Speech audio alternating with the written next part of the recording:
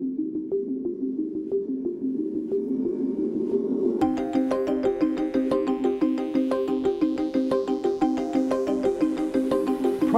is important in the public sector because the things the public sector is dealing with are important. We're talking about things like kids from disadvantaged families having the chance to succeed in school, or elderly people having the services at home that they need to age with dignity under their own roof, or public infrastructure, keeping pace with rapidly growing and spreading urbanisation in our cities.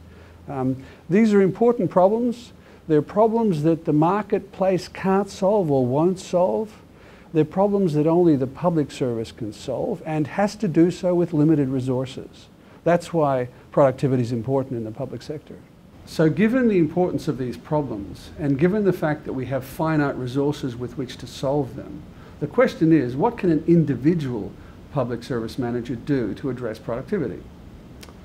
The answer is a lot of people are already doing a lot of things. There's corporate plans in place, there's job descriptions in place, there's value statements in place. There's a whole lot of documentation intended to help employees to understand what their role is and what they're there to deliver.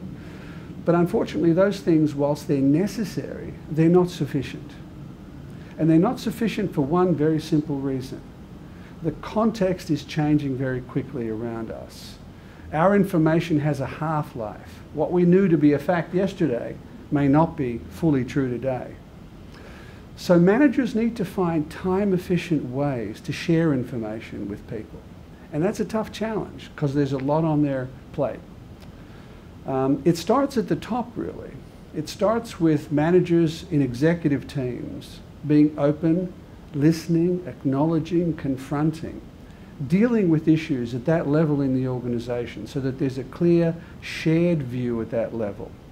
So often when we're dealing with managers at the middle level, for example, we find that they themselves look up to their managers for support, for direction, for clarity. So employees at the end of the day need to understand what they're there to do and how it connects with the bigger picture. And as I say, this is a changing story, and managers need to be able to help employees to operationalize the direction of the business. And the only way to do that is through dialogue. And it doesn't need to be presentations that are structured from on high. Q&A sessions, lunchtime sessions, tagging on to a staff conference, some opportunity for some conversation. These simple, unstructured events can be enormously helpful, certainly to the employee, but also to the manager, who often struggles with not very clear, helpful information about what's going on in the organisation.